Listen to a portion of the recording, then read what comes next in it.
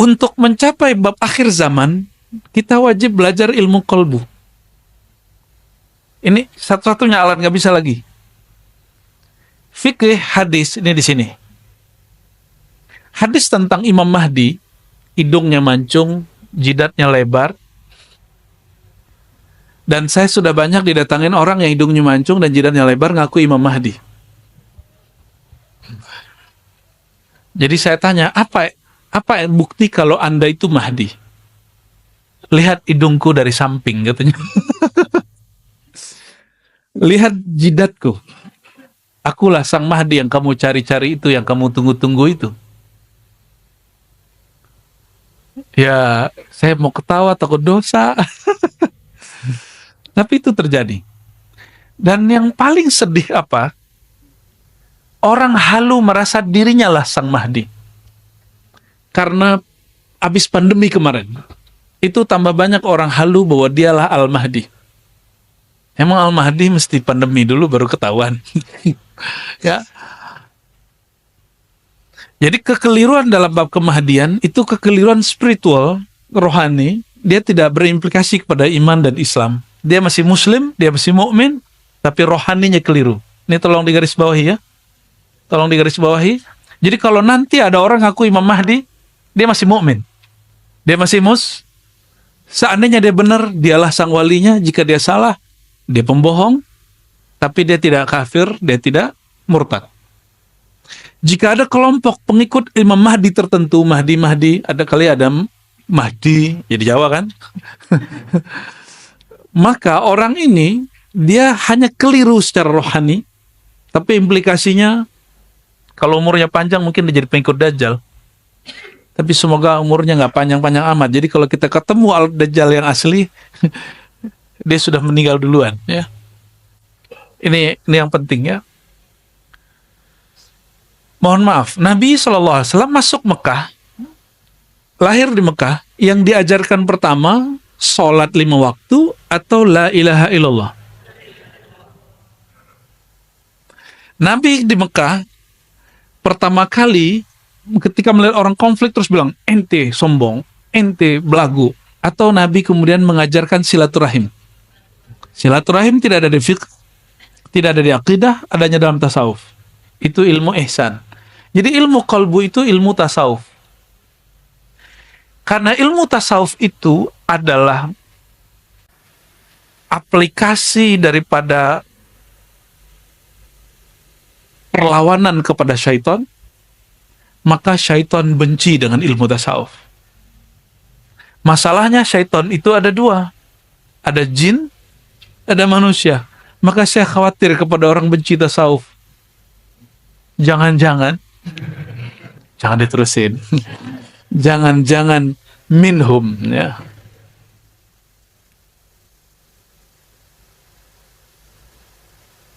Karena tasawuf itu ilmu kolbu, sedangkan syaitan dalam kitab Awariful Ma'arif, Imam As-Surawardi mengatakan dalam satu riwayat, iblis itu meminta kepada Allah, ya Allah izinkan aku menguasai pembuluh darah manusia, maka Allah izinkan.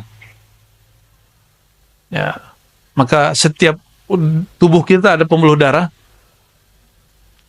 setiap tubuh kita ada tensi yang berbeda-beda. Ilmu tadi pagi dari Pak Dokter, ya.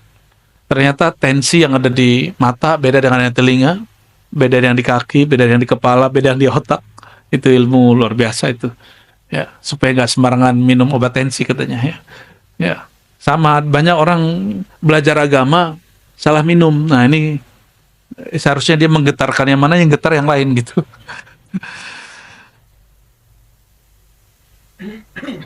Iblis kemudian mengatakan, namanya masih Azazil, ya Rob, manggil Allah itu ya Rob, wahai Tuhanku. Jadi si Azazil, sang iblis itu, memanggil Allah itu masih dengan panggilan, wahai Tuhanku. Izinkan aku untuk menguasai kolbu manusia. Disitulah Allah murka. Inilah asbabul wurud hadis qudsi. Tapi di Sahih Bukhari Muslim, kalimat itu nggak muncul. Yang muncul cuma ujung hadisnya. Al-kibriya'u ridai. Kesombongan itu adalah selendangku. Ya. Di riwayat lain, siapa yang mencoba untuk ingin mengambil selendangku berarti dia sedang melawanku. Maksudnya apa? Yang boleh menguasai kolbu itu hanya aku. Maka orang yang ingin menguasai kolbu, dia sedang menentang Allah Subhanahu wa taala. Ini perhatikan. Mursyid tidak menguasai kolbu dirinya, bahkan kolbu dirinya dia nggak kuasai, apalagi kolbu murid. Dia hanya diberi pengetahuan tentang penyakit kolbu dan cara mengobatinya. Guru nggak bisa nguasain kolbu. Ini perhatikan ya. Dokter bisa nguasain penyakit nggak? Pak dokter berdua? Gimana Pak dokter? Bisa menguasai penyakit? Betapa banyak dokter sakit. Kalau dokter sakit, kita gimana cara ngobatinnya? Maksudnya apa? Para mursyid ini kadang-kadang murid terlalu mendewakan guru. Akhirnya dia mengira guru itu menguasai kolbu. Tidak. Guru hanya menguasai ilmu kolbu. Ilmu mengobati kolbu. Paham di situ ya? Jadi guru tidak pernah menguasai kolbu manusia. Karena yang boleh menguasai kolbu hanyalah Allah. Dan kalau ada seorang mursyid ngaku menguasai kolbu manusia, fahuwa syaitanun bijubbati syekh. Fi jubbati syekh al-mursyid. Kalau ada seseorang mengaku dapat menguasai kolbu manusia, maka dia syaitan, iblis, ya, yang berjubah syekh. Nauzubillah min. Nggak ada yang sanggup. Nggak ada yang sanggup. Hatta Nabi Muhammad SAW tidak menguasai kolbunya. Beliau mengatakan, hadza fima amlik wa la tahkumni fima la amlik. Ya Allah, jangan hukumi aku terhadap hal yang aku tidak kuasai. Ya. Ini perhatikan, maka wajib belajar ilmu tasawuf. Ini kaidah-kaidahnya seperti itu. Dalam hadis qudsi disebutkan, qulubu bani Adam biyadir rahman, baina isba'in min asabi'ir rahman.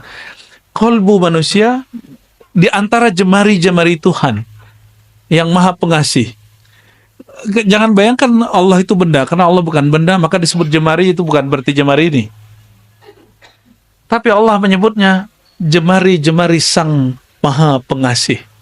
Berarti kolbu itu hanya dapat disentuh, digerakkan oleh rahmah, kasih sayang. Ya, semoga daurah itu berarti pelatihan, training, pengajian, ya. Semoga Allah berkahi dengan rahmat Allah SWT. Semoga dari awal sampai akhir kita berdaurah dengan hati, ya, dan Allah memandang hati kita dengan rahmatnya dan mengucurkan rahmat dari awal kita mulai sampai selesai, bahkan sampai kita wafat nanti. Amin ya rabbal alamin, ya. Oke, yang keempat, ini yang muqaddimah masuk ke Imam Mahdi. Pertanyaan Sayyidina Jibril kepada Sayyidina Muhammad SAW apa? Apa pertanyaannya? Setelah Islam, iman, ihsan. Ya Rasulullah, apa itu Islam? Dijawab rukun Islam. Ya Rasulullah, apa itu iman? Dijawab rukun iman. Ya Rasulullah, apa itu ihsan? Dijawab dengan ilmu tasawuf. Dan yang keempat, ini yang paling penting. Ya Rasulullah, mata sa'ah. Kapan the time? Kapan si waktu itu terjadi? Sang waktu itu Allah, bahasa Arabnya ad-dahru. Nyampe di bahasa Sunda sama Jawa, dahar jadi makan. Waktu makan. Cocok logi yang cocok. Allah menyebut dirinya anad-dahru, akulah sang maha waktu. Sedangkan si waktu itu kiamat. Dan bahasa Arab sa'ah itu artinya waktu yang panjang. Apa pertanyaan Sayyidina Jibril alaihissalam? Mata sa'ah, hadis sahih Muslim kedua. Hadis pertama dan kedua ketiga. Ya. Bab pertama di Kitabul Iman, hadisnya itu. Kapan terjadi kiamat, wahai Rasulullah? Apa jawaban Nabi Muhammad SAW? Nah, ini perhatikan. Mal mas'ul anha bi'a'alam minas sa'il. Ini jadi kaidah kita. Tidaklah yang ditanya lebih tahu daripada yang bertanya. Selevel Nabi Muhammad SAW, masalah si waktu itu bagi dia misteri. Apalagi bagi kita. Maka kalau ada orang mengukur umat, mengukur kiamat kapan, dia sudah melewati Sayyidina Muhammad SAW, sudah melewati Sayyidina Jibril. Ini sudah 2 kaidah. Tadi kaidah qalbu, sekarang kaidah yang kedua. Apa itu? Tauqit akhir zaman, tauqitus sa'ah laysa min manhaj an-nabawiyah. Menentukan kapan kiamat bukanlah bagian dari ajaran kenabian. Tapi perkiraan tentang Dajjal, Mahdi itu masih oke. Yang nggak boleh itu apa? Kapan si waktu bernama kiamat terjadi, itu nggak boleh. Paham ya di situ? Kalau mengenai waktu lahirnya pembaharu, itu Nabi sendiri yang mengajarkan, sallallahu alaihi wasallam. Apa kata beliau? Akan muncul setiap 100 tahun, hadis Abu Daud ya, orang mayujaddid laha dinaha, yang mentajdid agamanya, yang mentajdid baginya agamanya, bagi masa itu agamanya. Apa maksudnya? Agamanya nggak diubah, tapi kondisi yang berkaitan dengan si agama itu diubah. Ya, dulu nggak ada orang pengajian beginian kan? Bid'ah nggak? Rasulullah SAW nggak pernah ngaji pakai tape, nggak ada. Ya, maka pertanyaan keempat ini menjadi pilar keempat dalam agama, yaitu akhir zaman.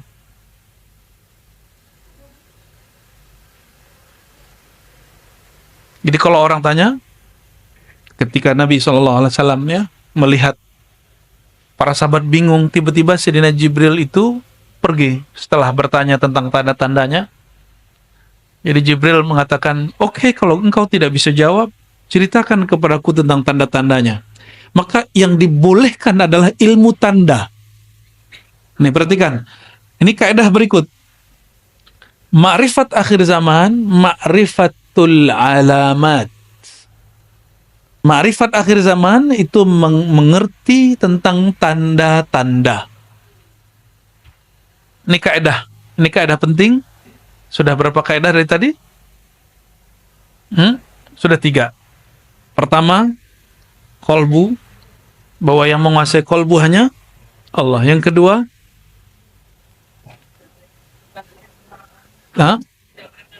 tidak ada dalil yang memperkenankan kita menentukan kiamat.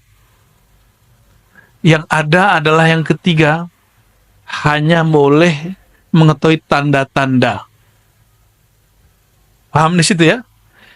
Dan tanda-tanda ini, coba Islam, fisik, iman, akal, ihsan, kolbu, ruh. Maka tanda ini diberikan kemana? Ke fisik, ke akal, atau ke kolbu atau rohani? Ke dalam kolbu rohani. Ya.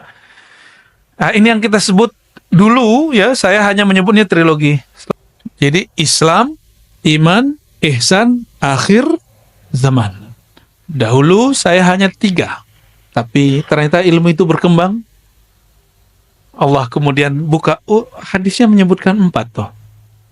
Ya. Bahkan 5 pertanyaan akhir zaman itu pertanyaannya beranak.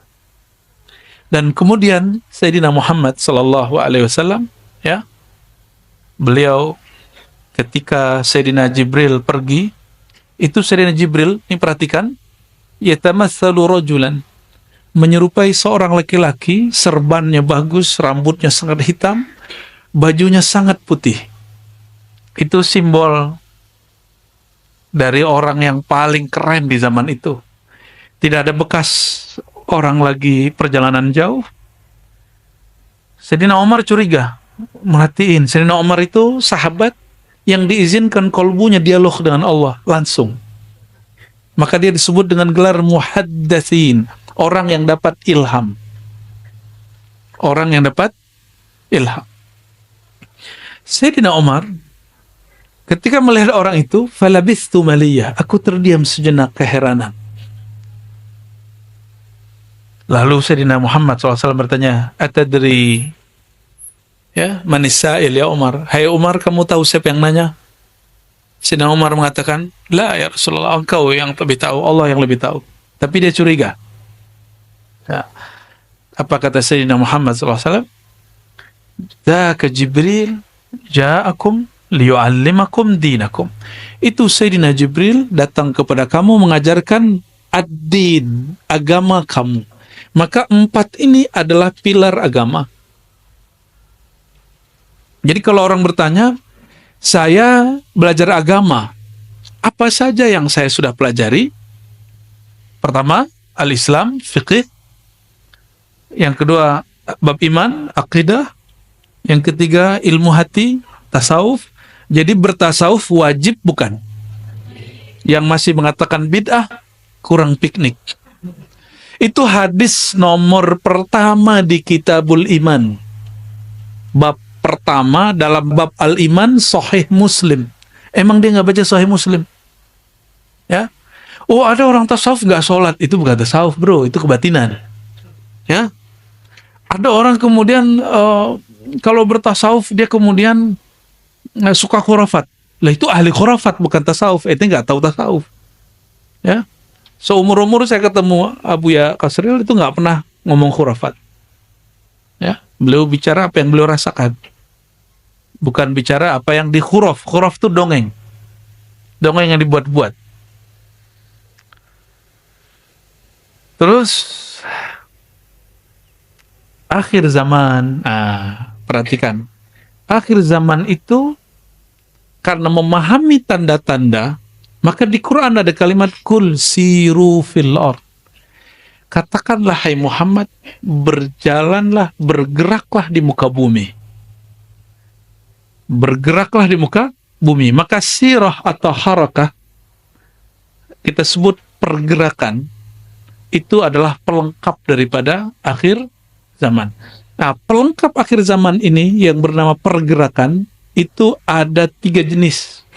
Satu, pergerakan akliyah, dia bergerak dengan akalnya, rasionya, maka main pintar-pintaran. Bagi mereka kemajuan akhir zaman itu berdasarkan penemuan intelektual. Kelompok yang kedua, lawan dari akal, orang-orang yang nggak masuk akal, orang-orang yang kita sebut halu dan kebatinan. Mereka suka cocok logi, suka memaksakan makna, bahkan memalingkan makna hadis itu sesuai nafsunya. Kelompok yang hari ini disebut halu. Kelompok yang disebut halu. Dan ada yang ketiga, ini yang paling penting. Ahlul ruh, ahlul qulub. Ahli kolbu, ahli rohani. Ya, hanya mereka yang bisa memahami tentang akhir. Masalahnya mereka itu sedikit. Semoga kita termasuk yang sedikit itu. Amin rabbal alamin. Ya. Jadi semua ini, 4 ini disebut ad-din. Apa yang disebut ad-din? Agama.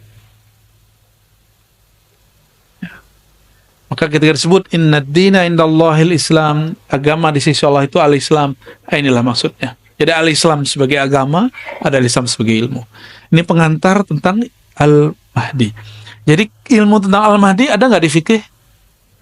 Jadi kalau ada fikih bilang nggak usah bahas-bahas begituan, wajar, dia nggak ada di kitab dia. Ya, ada nggak di bab iman? Ada yang bahas, ada yang tidak. Kebanyakan tidak bahas.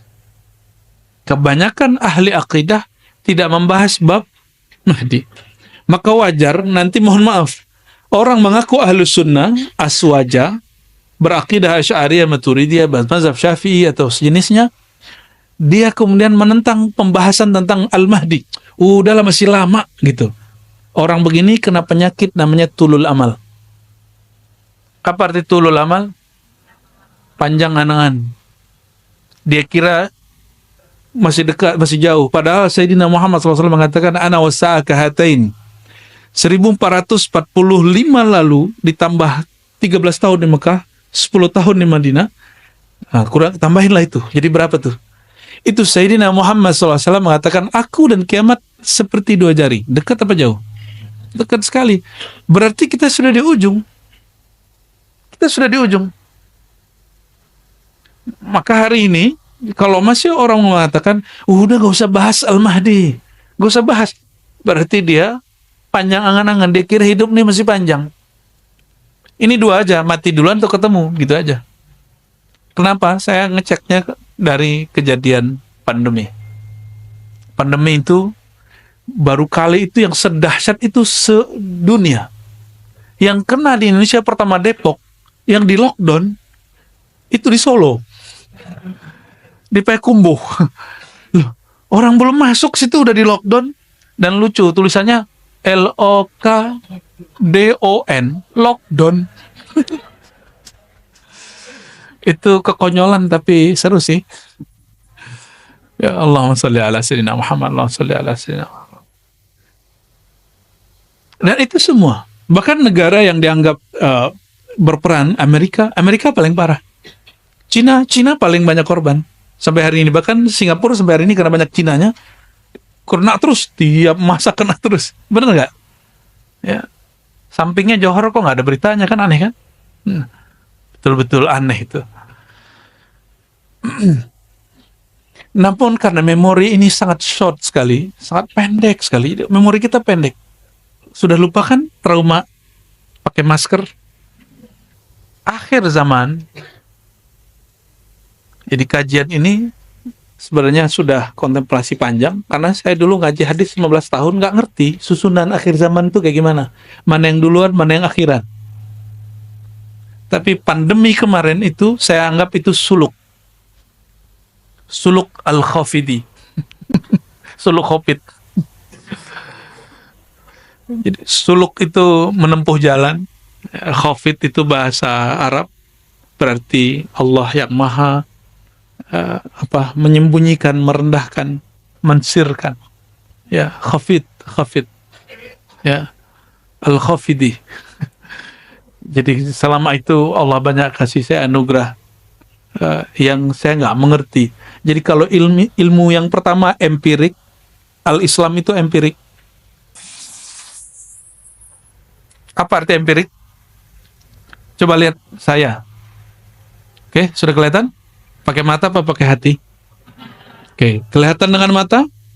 Itu namanya terlihat secara empirik. Empirik artinya panca indera. Tidak semua yang masuk akal itu cara menjelaskannya sesuai dengan akal. Ya, banyak hal yang masuk akal, tapi penjelasannya nggak masuk akal. Penjelasannya kadang halu, kadang keliru, itu sering terjadi. Nauzubillah min dzalik. Oke, kita tinggalkan akal.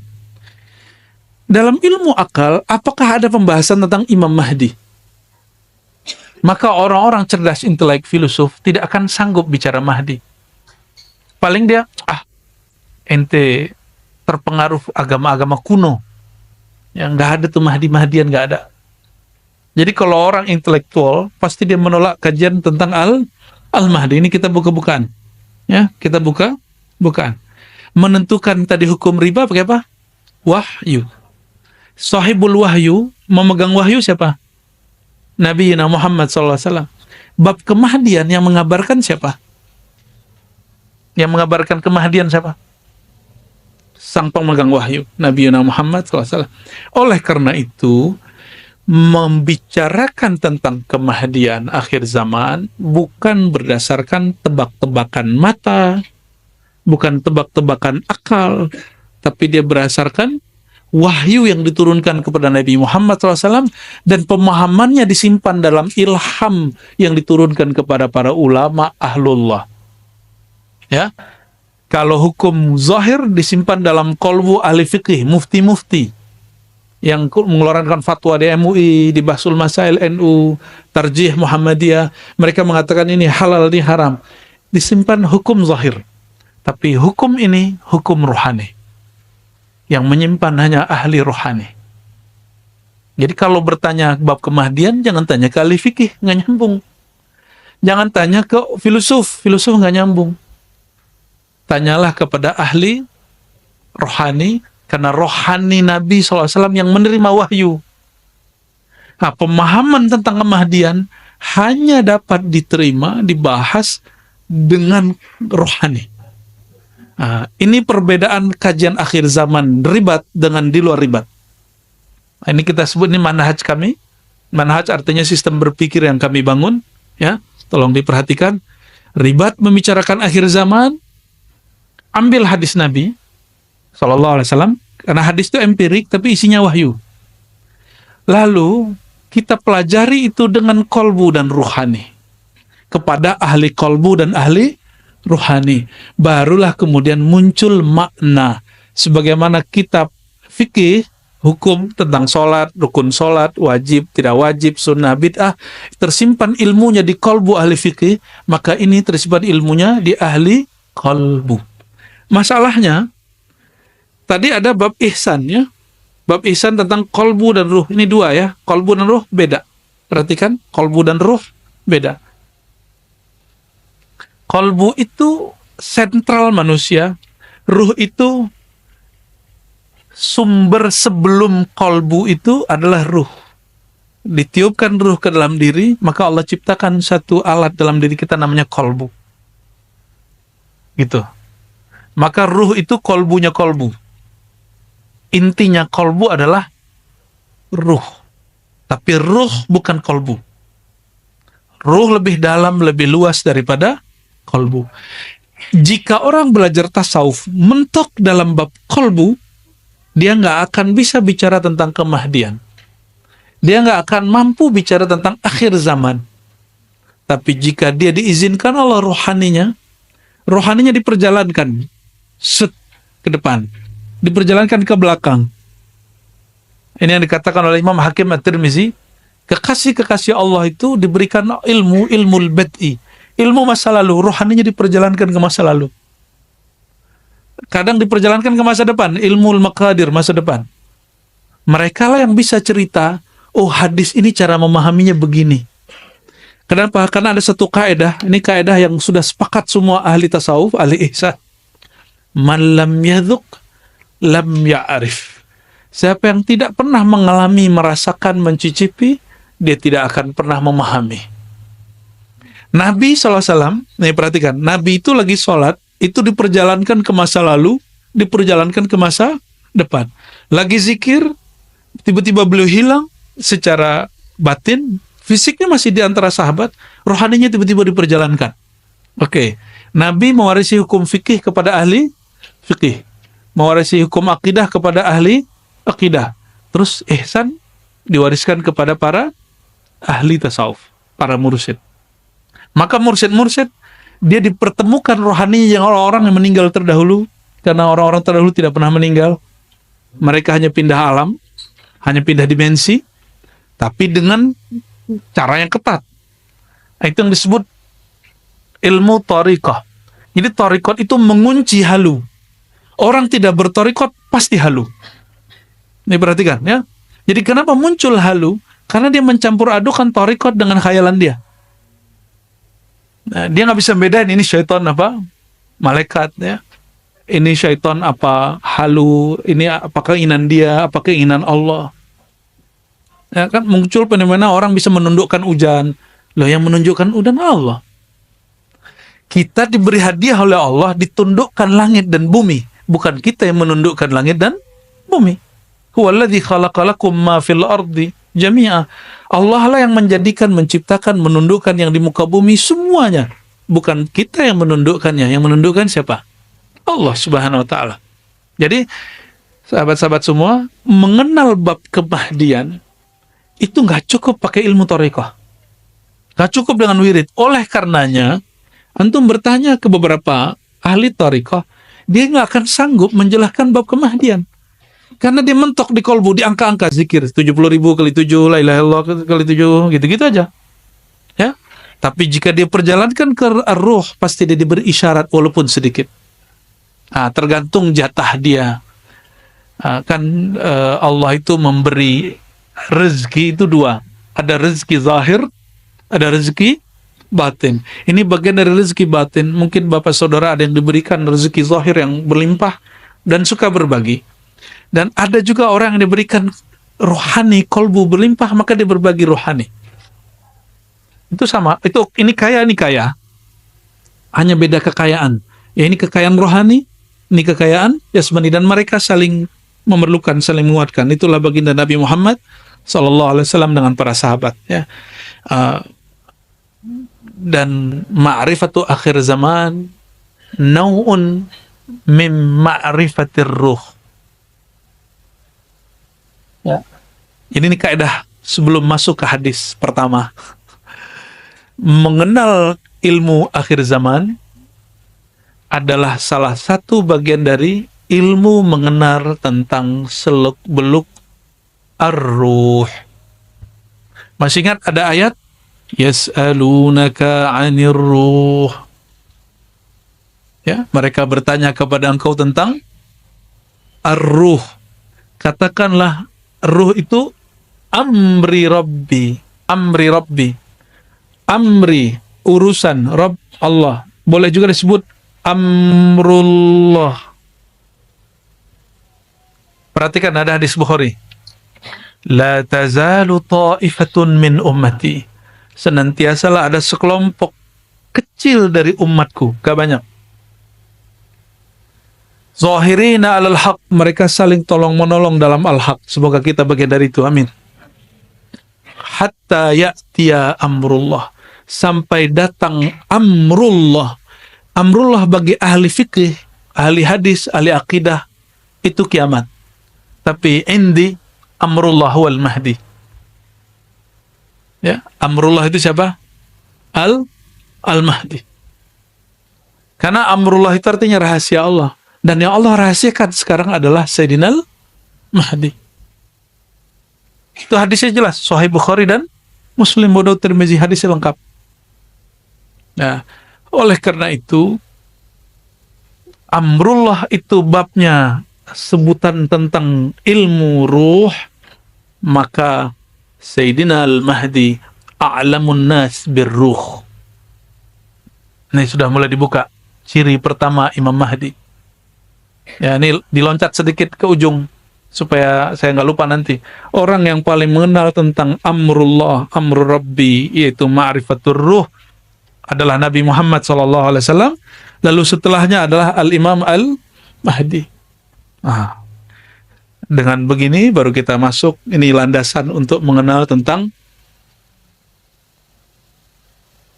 hadis Al-Mahdi.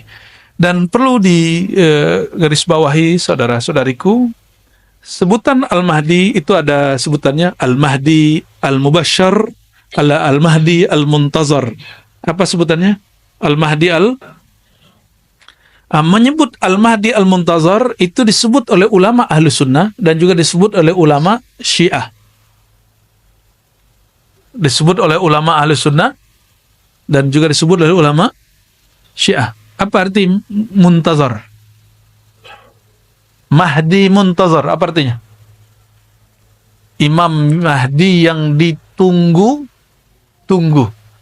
Dan dua-duanya ada dalam literatur Ahlus Sunnah, ada dalam kelompok Syiah. Maksud saya sederhana, jadi ada yang nggak faham, lalu mengatakan menyebut Al-Muntazar berarti ente Syiah.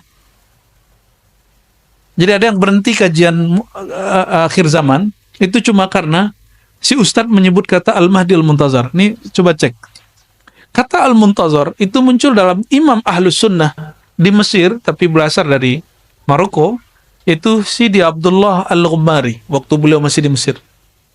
Sidi Abdullah Al-Ghumari adalah hafiz terakhir hadis Nabi SAW. Orang terakhir yang paling banyak hafalan hadisnya di dunia. Dan beliau punya kitab tentang Al-Mahdi Al-Muntazar. Dan beliau Imam Ahlus Sunnah. Gitu. Tapi kita beda dengan orang Syiah. Syiah itu Mahdi, imam yang ke-12. Keturunan Rasulullah SAW yang ke-12. Kita enggak.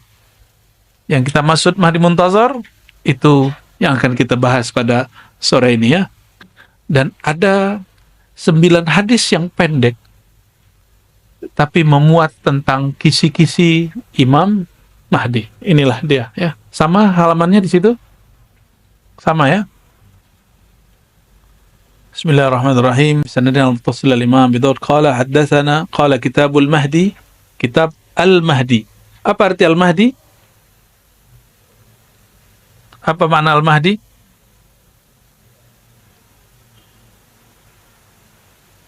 Al-Mahdi. Al-Mahdi dari kata huda, hidayah. Apa arti hidayah?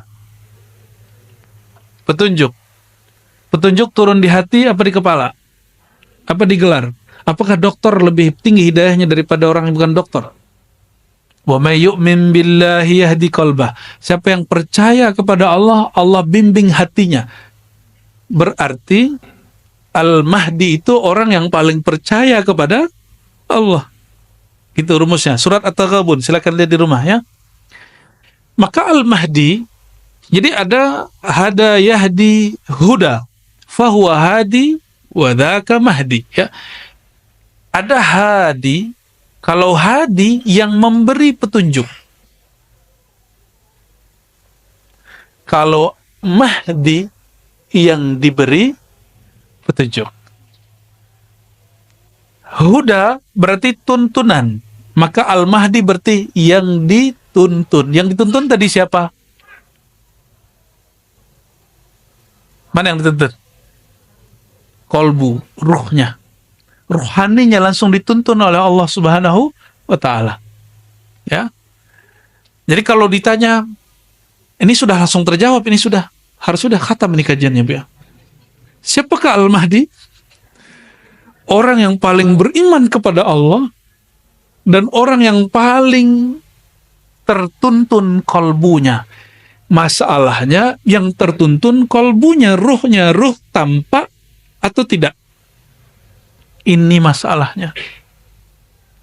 Karena ar-ruh itu tidak tampak, maka dia bisa berkamuflase. Jika syaitan dapat menyerupai manusia, menyerupai orang taat, masalahnya nanti orang yang dapat mutiara di kolbunya, dia nyamar jadi syaitan. Itu masalahnya. Nggak ada namanya Al-Mahdi itu, ember itu nggak ada. Kayak yang di Pakistan itu nggak ada.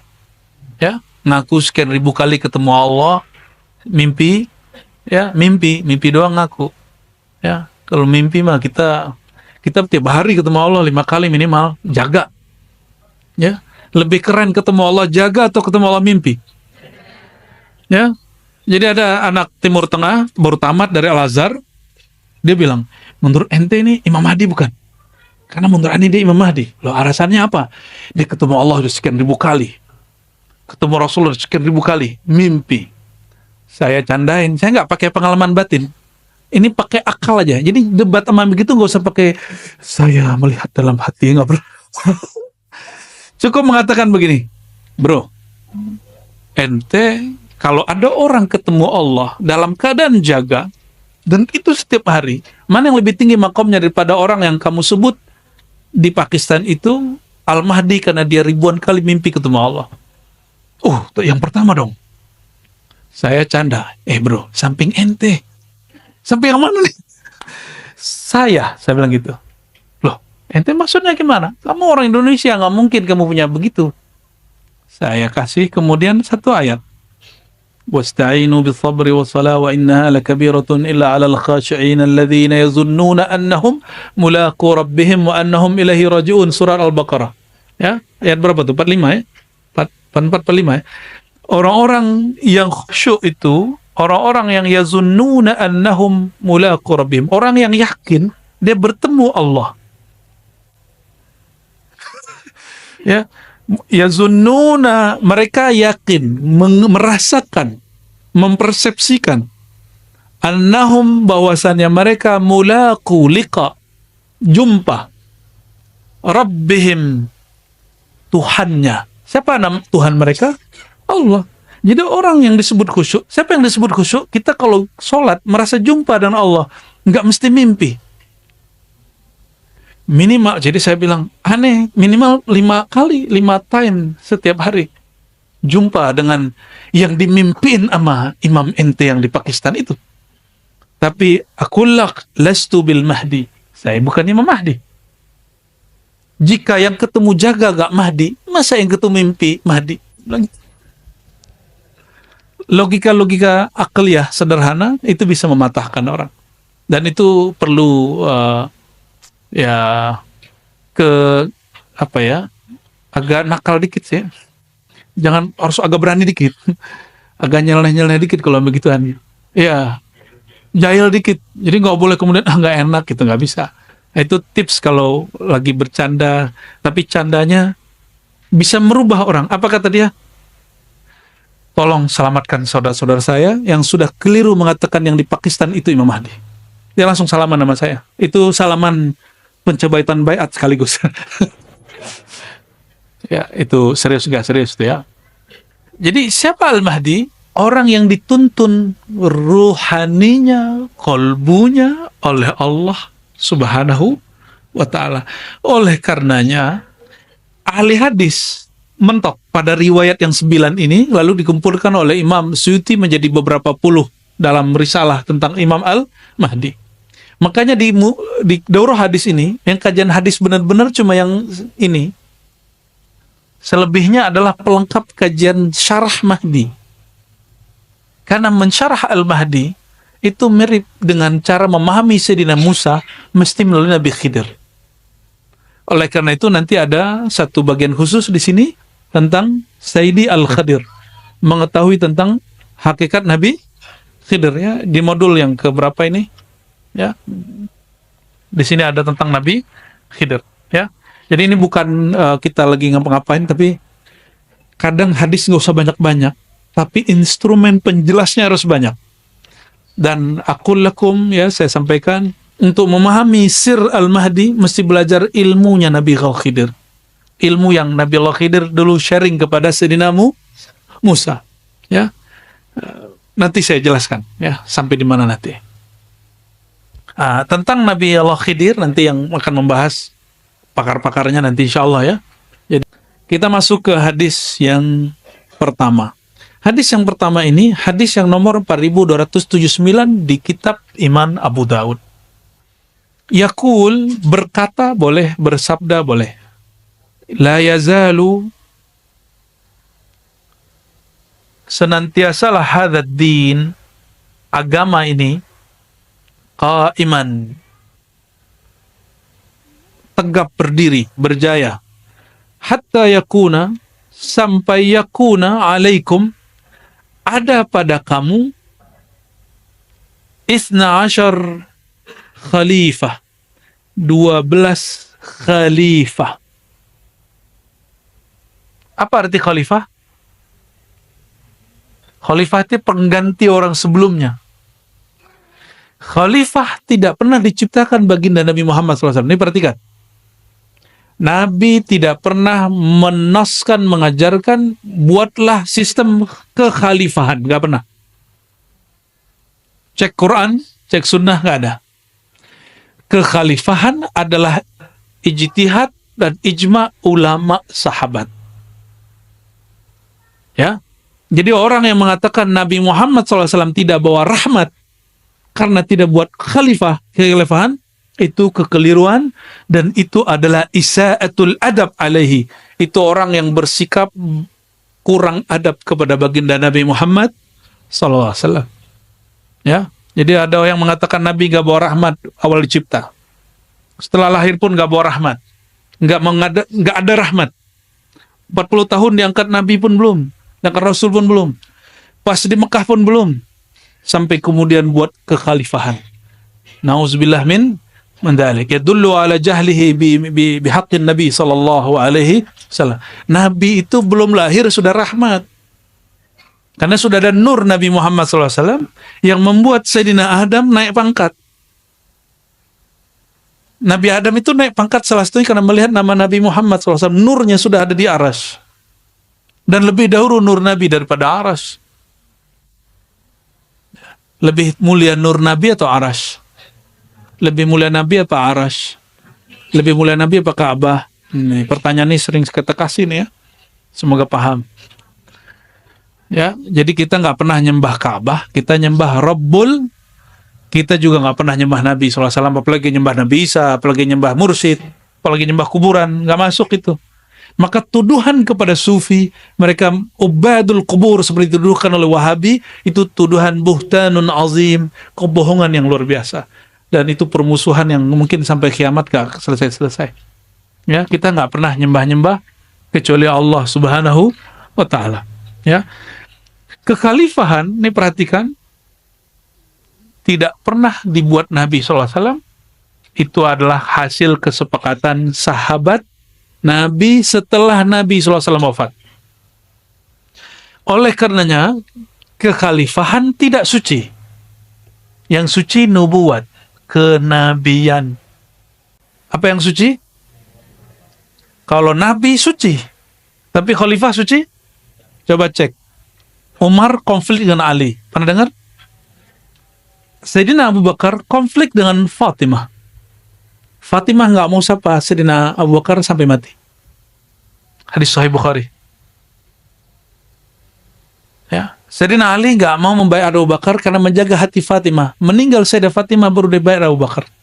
Maka terjadi konflik Sayyidina Ali dengan Umar. Itu politik sahabat yang dijamin masuk surga. Apalagi politik Indonesia, apalagi politik Amerika, ya, politik Saudi, nggak ngaruh. Ya. Semuanya pasti syarat konflik.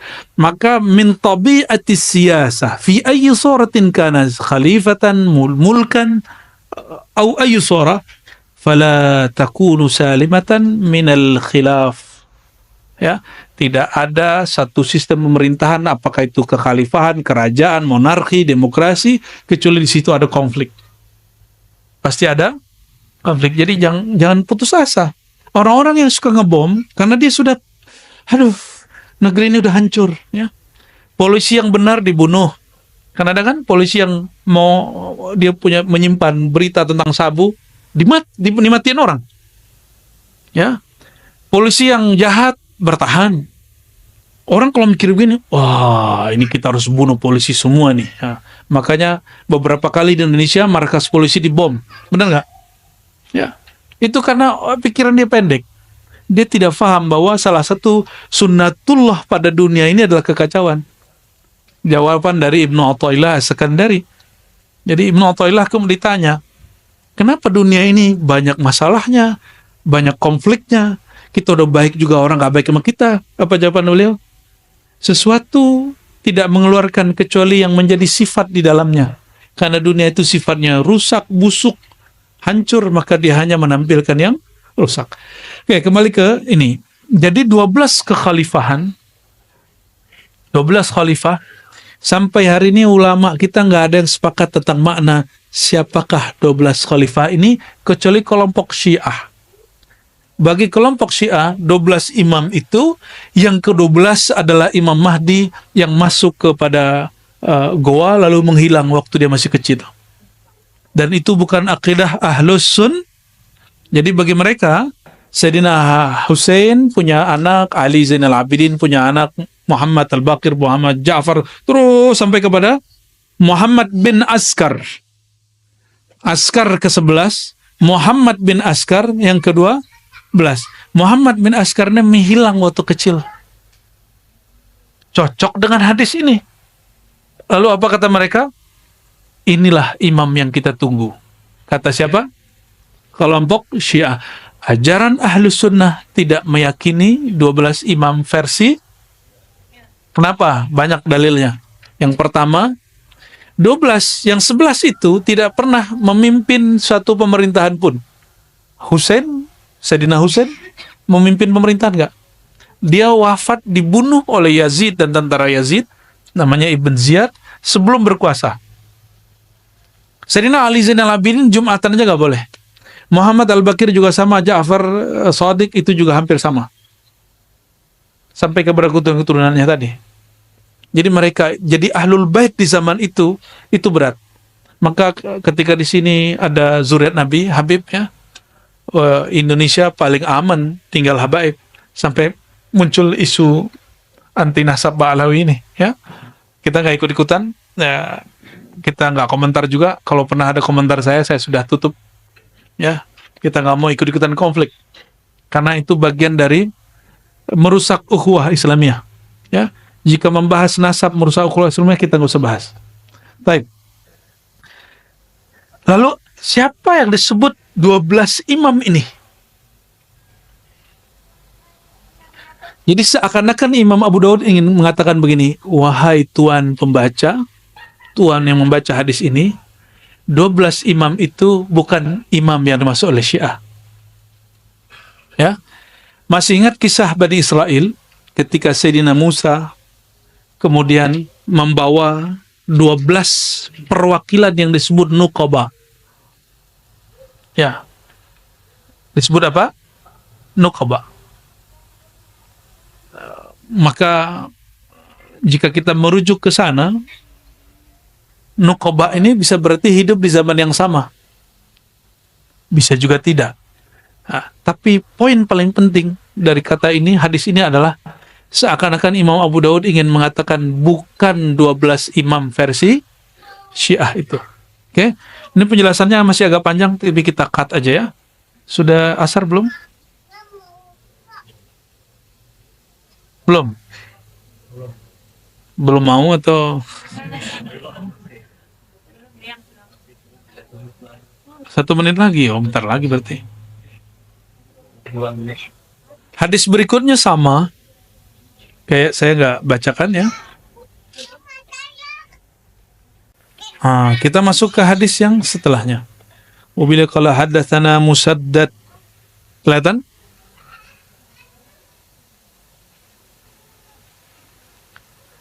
Disampaikan oleh guru kami Musaddad. Musaddad ini namanya lucu, Musaddad bin Musarhad.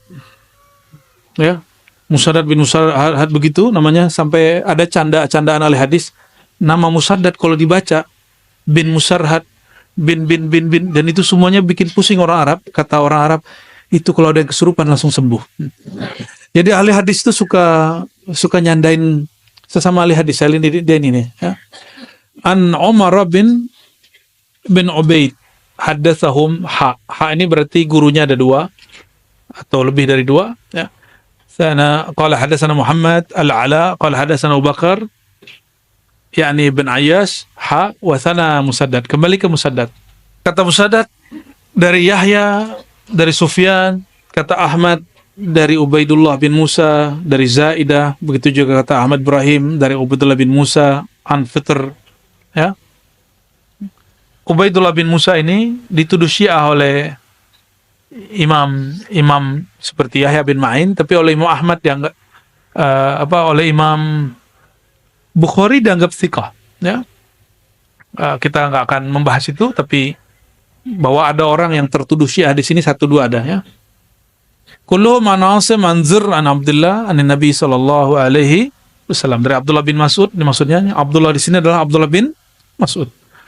Qala, nah perhatikan ini hadis Al-Mahdi yang paling penting untuk bab limit waktu. Laulam yabqa, seandainya tidak tersisa. Laulam yabqa, seandainya tidak tersisa minad dunya, dari waktu yang ada di dunia, kecuali yaum, 1 hari saja, la tawwalallahu dzalika, sungguh Allah akan memanjangkan hari itu, dzalikal yaum, hatta yub'atsa atau yab'atsallahu, sampai Allah membangkitkan seseorang, mengutus seseorang, minni, dari aku, dari aku, semua alam dariku, al-alam minni, semua alam dariku, semua kita dari nur Nabi Muhammad SAW. Berarti lafaz pertama siapa aja mungkin jadi Imam Mahdi, tapi untungnya ada lafaz keduanya, au min ahli baiti, dari ahlu baitku, dari keturunan ahlu bait. Ahlu artinya keluarga, bait rumah tangga Rasulullah SAW. Dan Rasulullah SAW hanya mewarisi, menurunkan keturunan dari jalur Sayyidatuna Fatimah. Maka kalau diterjemahkan, dari keturunanku melalui Fatimah. Nggak ada urusan mau patriarki, mau apa lagi yang dari ibu. Ya, saya sini lupa, padahal saya orang Padang, orang Minang. Matrilineal, Allahumma salli ala Sayyidina Muhammad. Ya, yuwati'u. Nah, di sini maka ada 2 ahlu bait. Ada ahlu bait nuraniyah, ada ahlu bait nasabiyah. Ahlu bait nuraniyah, semua orang beriman, maka dia ahlu bait Nabi Muhammad SAW, yang oleh Imam Subki, beliau mengatakan apa? Kalau kita baca Allahumma sholli ala sayyidina Muhammad wa ala ali Muhammad, maka semua orang beriman dapat. Karena keluarga Muhammad, kata Imam Subki, kullu mu'min, kullu muslim. Setiap mukmin. Coba perhatikan, istri Nabi dipanggil Ummul Mu'minin, ibu orang beriman. Bapaknya siapa? Abul Mu'minin Sayyidina Muhammad SAW. Itu makna ayat, makana Rasulullah SAW aba ahadin min rijalikum. Rasulullah SAW bukan bapak seseorang saja, tapi bapak rohani semua. Bapak semua rohani. Ya, maka kita ada salawat, kita sebut salawat Abu Ruh. Abu Ruh, ya. Allahumma shalli ala sayyidina Muhammad Abir Ruh. Ya, salatu wassalamu alaika ya Aba Ruh. Ya. Yuwati'u, berkesesuaian, ismuhu ismi. Isim dia, nama dia dengan isimku, namaku sama. Wa ismu abihi ismu abi. Tapi di riwayat imam yang lain, ini kalimat ini tidak ada. Ya, ini riwayat yang lebih sahihnya yang ini. Nama dia sama dengan namaku. Pertanyaan, apakah yang Nabi maksud nama itu nama KTP? Nama ID card? Di masa Rasulullah SAW udah ada ID card belum? Ada kartu tanda penduduk? Ada masuk ke daftar, apa namanya, Dukcapil yang di pemerintah? Enggak. Nama yang dimaksud di sini bukan nama itu. Yang perlu diperhatikan, ya. Karena kita sering memahami 14 abad lalu dengan zaman sekarang, itu kebodohan. Ya, makna hadis nanti nggak lengkap. Nama apa yang dimaksud? Nah, yang paling bagus menjelaskan tentang makna nama itu Al-Imam Bajuri dalam Hasyiah Aqidahnya. Apa makna nama? Nah, jadi si nama ini ada makna.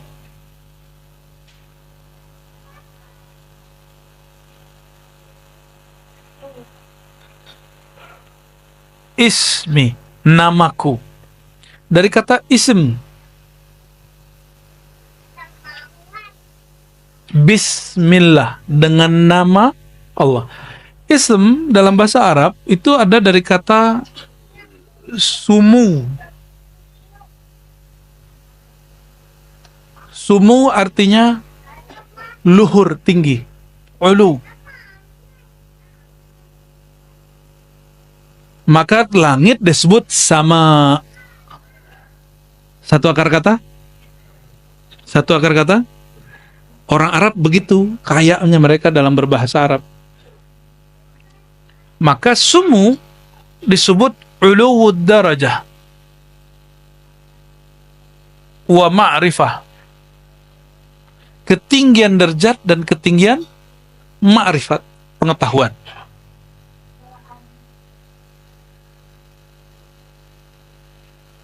Berarti Imam Mahdi doktor dong. Ya, karena derajatnya tinggi dan ilmunya tinggi. Oh, bukan. Rumus awal apa tadi? Kemahdian itu mengenalnya bukan lewat gelar intelektual, tapi melalui spiritual, rohani. Ya. Makna kedua daripada ism, kalau ini tinggi,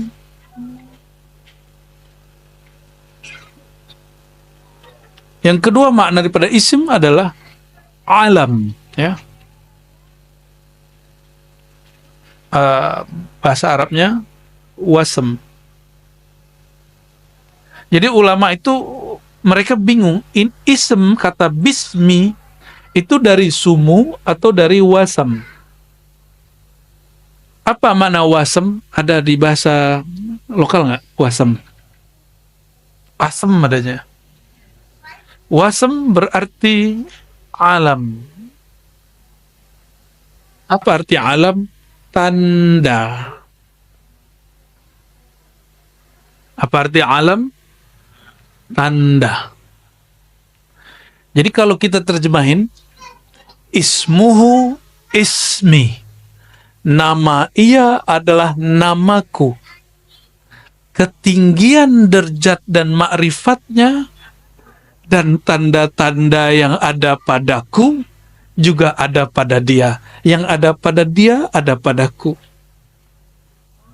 Masalahnya ini setelah dia memproklamirkan dirinya atau belum? Itu masalahnya. Nah, disinilah mentok ahli hadis. Ahli hadis tidak mampu membedakan ini hanya sebatas ini sahih tidak sahih. Bukan tugas ahli hadis mengerti maknanya. Tugas mengerti maknanya ahlul ihsan, ahli rohani. Ya, ini derajat apa yang tinggi di situ? Derajat rohani. Tanda apa di situ? Ini tanda ahli hadis masih kurang connect. Nanti di beberapa hadis sebelum selesai, di situ disebutkan Al-Mahdi, ya, itu aqnal unuf, hidungnya mancung, ya, abhal jubha, jidatnya lebar. Sempat-sempatnya Imam Abu Daud meriwayatkan hadis itu. Tanda ahli hadis mereka terbawa dengan nuansa ism, bahwa tanda-tanda yang dimaksud tanda-tanda fisik. Oke, kita ambil hadis itu. Hidung yang mancung itu pertanda apa? Orang hidung mancung itu keturunan Sunda, Jawa, apa keturunan Arab? Nah, boleh juga lah kita ambil, ya. Tapi apakah semua yang hidung mancung, ya, dia Imam Mahdi? Ini banyak yang mancung nih, bukan Imam Mahdi, saya lihat. Banyak zuriat Nabi hidungnya pesek. Saya ketemu malah mancungan hidung teman-teman kita yang bukan habaib. Berarti bukan itu tandanya, bukan tanda hidung. Jadi hidung ini kalaupun iya itu pertanda dia zuriat. Jidat lebar pertanda dia cerdas. Tapi bukan berarti mesti seperti itu, ya. Oke, ini dua hal paling penting dari makna ism. Awalnya agak sulit untuk memetakannya, tapi 2021 alhamdulillah Allah izinkan pemaknaan ini kemudian rampung, ya. Jadi makna ism nama, bukan nama kartu ID card, tapi ini nama, ketinggian derajat, kemakrifatan, nama tanda. Buya Dr. Aldomi boleh ngajar di pasca sarjana karena beliau punya nama gelar, yaitu doktor. Apakah semua saudara-saudara ini boleh ngajar di pasca sarjana S2, S3? Enggak. Mesti ada. Sudah punya doktor, mesti punya syarat satu lagi, namanya nomor induk dosen, NIDN. Berarti dia punya nama induk, nama dia punya nomor. Jika di alam nyata ini ada kenyataan realita begitu, maka ini adalah pertanda bahwa di akhir zaman ada lebih dari satu nama. Maka kita ada kitab, di situ disebutkan 2000 nama Nabi SAW kurang 5. 2000 kurang 5 nama Nabi Muhammad Sallallahu Alaihi Wasallam. Semakin kenal nama Nabi Muhammad SAW, semakin kenal beliau. Ini baru ilmu nama yang diajarkan ke Sayyidina Adam. Wa 'allama Adam al-asma'a kullaha. Kami ajarkan nama-nama, ilmu nama kepada Sayyidina Adam. Jadi tolong diluruskan, ini bukan nama ID card. Ini nama dalam pengertian ketinggian ilmu, derajat, dan tanda-tanda. Udah mau selesai. Amla'ul arda, Al-Mahdi itu akan memenuhi bumi dengan qistan wa adlan, keadilan. Kama, ini menjadi limit kemunculan Al-Mahdi. Jadi kalau orang bertanya, kapan muncul Al-Mahdi? Kita nggak berani memberikan tanggal, kecuali itu perkiraan. Jadi kalaupun ada penanggalan, itu hanya perkiraan. Kama muliat, sebagaimana dipenuhi bumi zulman wa jawra, kezaliman. Jadi kalau mau dijawab, Kapan Imam Mahdi muncul? Apabila kezaliman memuncak di semua tempat. Sekarang kan belum zalim-zalim amat lah. Ya. Masih bisa makan tuh? Masih boleh makan? Masih bisa tidur beberapa jam setiap hari? Masih dapat hak hari-harian? Masih. Berarti ini belum. Ya, tapi tenang dulu, kan ini zaman bisa berubah. Kezaliman yang paling dahsyat selama sepanjang tahun ini, sepanjang abad ini, itulah kemarin pandemi. Kita nggak tahu ke depannya apa lagi. Jadi kezaliman yang dimaksud di sini bukan kezaliman politik lokal. Tolong digarisbawahi. Bukan kezaliman politik lokal. Kalimatnya coba perhatikan. Sang Mahdi akan memenuhi bumi. Ini kalimatnya pakai bumi. Akan memenuhi bumi sebagaimana bumi dipenuhi. Berarti ini yang disebut orang global, tapi saya nggak suka istilah itu. Apa istilahnya? Pemerintahan global gitu. Saya nggak suka istilah itu. Kita gunakan istilah baginda Nabi Muhammad SAW. Apabila bumi telah dipenuhi, seluruh bumi dipenuhi oleh kezaliman. Dan kezaliman yang paling parah itu nanti ketika Dajjal 3 tahun berturut-turut menyebar virus dan krisis di muka bumi. Maka nanti tidak ada hujan, orang kelaparan di mana-mana. Jadi itu kezaliman global kalau boleh disebut. Bukan kezaliman Soeharto, SBY dan Jokowi, bukan ya. Ini masih gagal fokus ini. Hadis-hadisnya dibawain ke bab politik.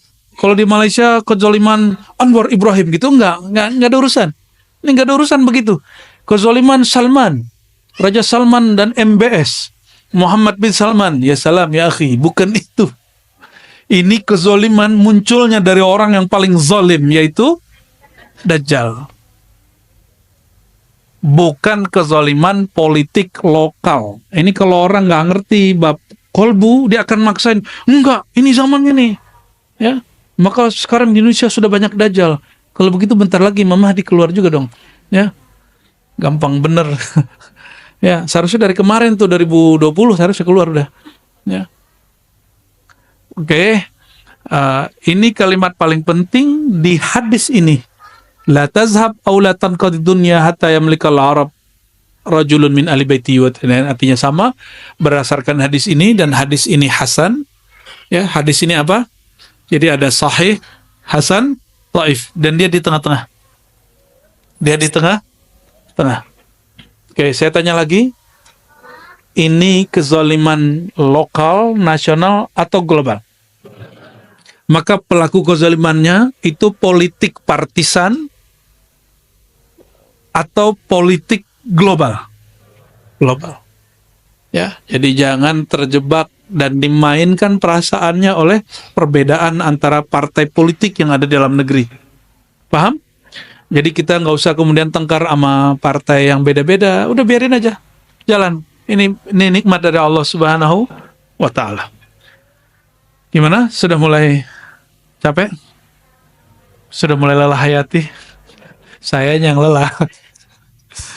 Baik, karena kita mau sholat ya, silakan siap-siap.